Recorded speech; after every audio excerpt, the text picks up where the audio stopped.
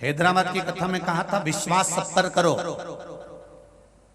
तुम्हारे कुटुंब पर, तुम्हारे कबीले पर, तुम्हारे रिश्तेदारों पर, तुम्हारे नातेदारों पर, तुम्हारे परिवार वालों पर विश्वास सब पर करो। और शिव महापुराण की कथा कहती है भरोसा केवल देवाधिदेव महादेव पर करो कि वो मुझे संभाल लेगा। हम विश्वास करने की मना नहीं करते, अगर विश्वास नहीं करोगे, देखो एक सेठ को भी नौकर पर विश्वास करना पड़ता है कि हाँ वो कर रहा होगा, भले वो गलती कर रहा है, तुम जानते हो, सब तुम्हें मालूम है कि तुम्हें ऐसा फिर भी तुम उसको संभाल कर चल रहे हो। उसका कारण है कि विश्वास कर कर चलना पड़ेगा।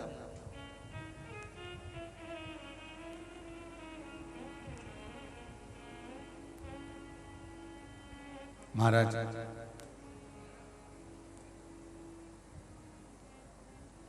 संगत का बड़ा फल बनता है।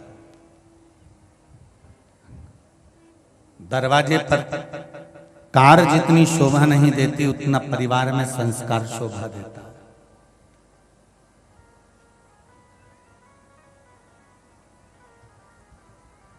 एक कौवा उड़ते उड़ते मानसरोवर पर आ गया। बहुत सारे हंस बैठे हुए थे। सारे हंसों ने कौवे से कहा ये मानसरोवर है, यहाँ केवल हंस रहते हैं, आप क्यों आए? यहाँ आपका कारण क्या है आने का? क्या काम है तुम्हें यहाँ पर जो तुम आ गए हो?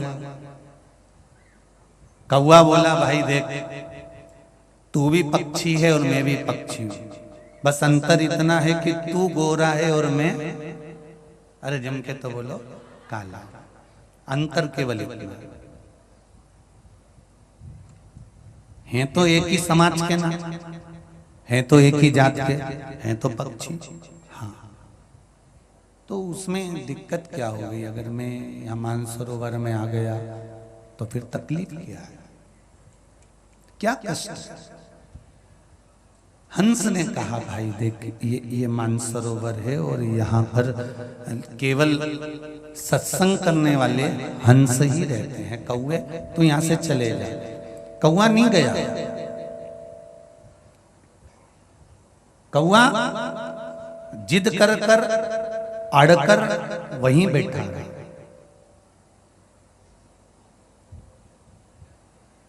कौवा गया ही नहीं। एक हंस की कौवे से दोस्ती हो गई, कौवा वहां रहने लगा। 4-6 दिन निकले, कौवे को भूख लगी तो उसने हंस से कहा भाई मुझे भूख लगी है, कुछ खाने का दे दे। हंस क्या चुगता था? मोती।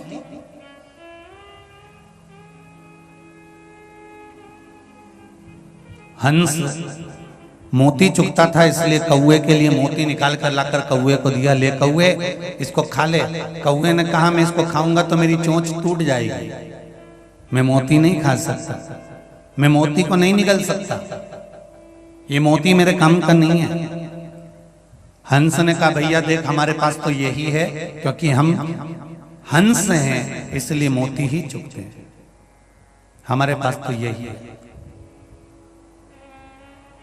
अगर तुझे खाना हो तो खा, नहीं तो भूखा रहे।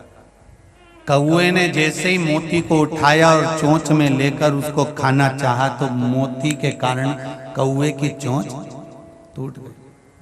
कौवा भूखा रहने लगा, भूख के कारण बिलबिलाने लगा। तब कौवे ने हंस से कहा भाई अब मैं यहाँ नहीं रह सकता, तू मेरे साथ, मैं जहाँ रहता हूँ वहां चल।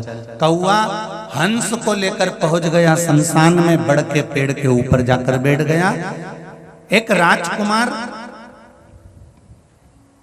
उस बड़ के पेड़ के नीचे बैठे हुए थे और वट वृक्ष के नीचे जैसे ही राजकुमार बैठे हुए थे, कौवे से हंस ने कहा, हंस बोला कौवे मुझे भी यहाँ पर रहते रहते 2-3 दिन हो गए, मुझे भी भूख लगी है, तो कुछ ला कर दे मुझे। कौवा कहता अब भी ला कर देता हूँ। कौवा उड़ कर गया, एक मरा हुआ कुत्ता पड़ा था, कुत्ते के मांस को कौवे ने उठाया, लेकर आया और लेकर आकर हंस से कहा ये ले खा ले।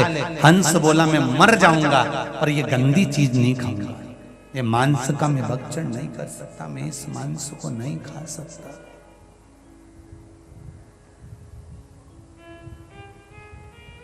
मैं भले मर जाऊं पर ये मैं मांस का भक्षण नहीं करूंगा। हम तो यही खाते हैं, कौवा बोला, तुम भी खाओ। नहीं नहीं नहीं, दोनों की बात चल रही थी। बात करने में मांस का टुकड़ा राजकुमार पर गिर गया। राजकुमार को क्रोध आया, उसने बाण साधा और जो तीर छोड़ा, छोड़ते से कौवा तो भाग गया, हंस को वो बाण लग गया, हंस जमीन पर गिर गया। राजकुमार हाथ जोड़कर बोले, हंस देव, मैंने तो बाण कौवे को मारा था, आपको लग गया, मैं क्षमा चाहता हूं। हंस ने राजकुमार से कहा, गलती तुम्हारी नहीं है, गलती तो मेरी है कि मैंने दोस्ती भी करी तो ऐसे से करी कि गलत काम उसने करा और गलत काम कर कर वो तो भाग गया और जेल में मुझे धार कर पटक गया। बाण मुझे लगा, तीर मुझे लगा और वो गलत काम कर कर भाग गया। संगत कैसे बैठना है?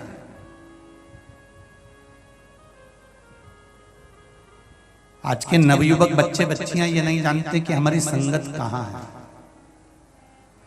कोई दो शब्द मीठे बोलता है, इनको लगता है इसके बराबर कोई हितैषी नहीं। माता पिता के शब्द और गुरु के शब्द जिस व्यक्ति को तीर से भी ज्यादा चुभने लगे, माता पिता समझा रहे हो और गुरु समझा रहे हो और आपको उनके शब्द यदि तीर से चुभते हो तो समझ लेना कि तुम्हारे विनाश का समय आ गया, अब तुम्हें कोई बचा नहीं सकता।